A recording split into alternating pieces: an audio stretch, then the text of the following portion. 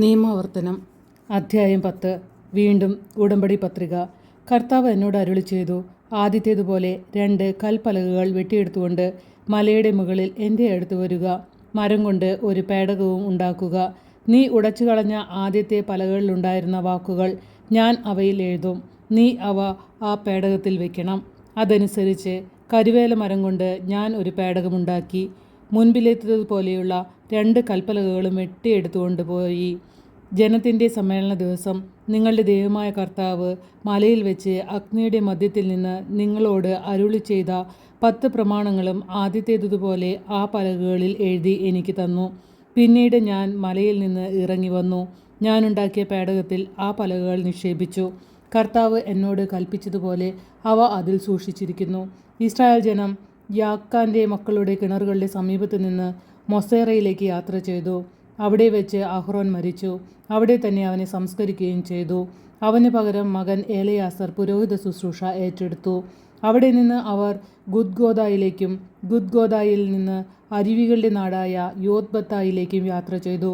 അക്കാലത്ത് കർത്താവിൻ്റെ ഉടമ്പടിയുടെ പേടകം വഹിക്കാനും അവിടുത്തെ സന്നിധിയിൽ അവിടത്തേക്ക് ശുശ്രൂഷ ചെയ്യാനും അവിടുത്തെ നാമത്തിൽ അനുഗ്രഹിക്കാനുമായി ലേവിയുടെ ഗോത്രത്തെ കർത്താവ് വേർതിരിച്ചു.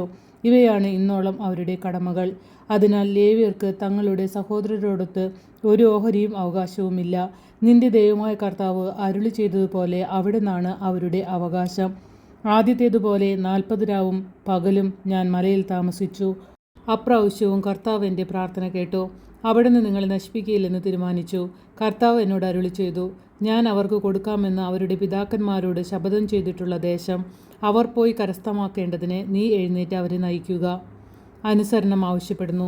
ഇസ്രായേലേ, നിങ്ങളുടെ ദൈവമായ കർത്താവ് നിങ്ങളിൽ നിന്ന് ആവശ്യപ്പെടുന്നത് നിങ്ങൾ അവിടുത്തെ ഭയപ്പെടുകയും അവിടുത്തെ മാർഗത്തിൽ ചരിക്കുകയും അവിടുത്തെ സ്നേഹിക്കുകയും പൂർണ്ണ ഹൃദയത്തോടെ പൂർണ്ണ ആത്മാവോടും കൂടെ അവിടുത്തെ സേവിക്കുകയും നിങ്ങളുടെ നന്മയ്ക്കായി ഞാനിന്ന് നൽകുന്ന കർത്താവിൻ്റെ കൽപ്പനകളും ചട്ടങ്ങളും അനുസരിക്കുകയും ചെയ്യുക എന്നല്ലാതെ എന്താണ്?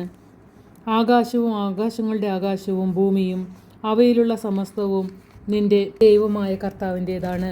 എങ്കിലും കർത്താവ് നിങ്ങളുടെ പിതാക്കന്മാരിൽ സംപ്രീതരായി അവരെ സ്നേഹിക്കുകയും അവർക്ക് ശേഷം അവരുടെ സന്തതികളായ നിങ്ങളെ ഇന്നും നിങ്ങൾ ആയിരിക്കുന്നത് പോലെ മറ്റെല്ലാ ജനങ്ങൾക്കും ഉപരിയായി തിരഞ്ഞെടുക്കുകയും ചെയ്തു. ആകയാൽ ഹൃദയം തുറക്കുവിൻ, ഇനിമേൽ ദുശാഠ്യക്കാരായിരിക്കരുത്. എന്തെന്നാൽ നിങ്ങളുടെ ദൈവമായ കർത്താവ് ദൈവങ്ങളുടെ ദൈവവും നാഥന്മാരുടെ നാഥനും മഹാനും ശക്തനും ഭീതിതനുമായ ദൈവവും മുഖം നോക്കാത്തവനും കൈക്കൂലി വാങ്ങാത്തവനുമാണ്. അവിടുന്ന് അനാഥർക്കും വിധവകൾക്കും നീതി നടത്തി കൊടുക്കുന്നു. ഭക്ഷണവും വസ്ത്രവും നൽകി പരദേശിയെ സ്നേഹിക്കുകയും ചെയ്യുന്നു. അതിനാൽ പരദേശിയെ സ്നേഹിക്കുക. ഈജിപ്തിൽ നിങ്ങൾ പരദേശികളായിരുന്നുവല്ലോ. നിങ്ങളുടെ ദൈവമായ കർത്താവിനെ ഭയപ്പെടണം. നിങ്ങൾ അവിടുത്തെ സേവിക്കുകയും അവിടുത്തോട് ചേർന്ന് നിൽക്കുകയും അവിടുത്തെ നാമത്തിൽ മാത്രം സത്യം ചെയ്യുകയും വേണം. അവിടുന്നാണ് നിങ്ങളുടെ അഭിമാനം. നിങ്ങളുടെ കണ്ണുകൾ കണ്ടിട്ടുള്ള മഹത്വം ഭയങ്കരവുമായ ഈ പ്രവൃത്തികൾ നിങ്ങൾക്ക് വേണ്ടി ചെയ്ത നിങ്ങളുടെ ദൈവമാണ് അവിടുന്ന്.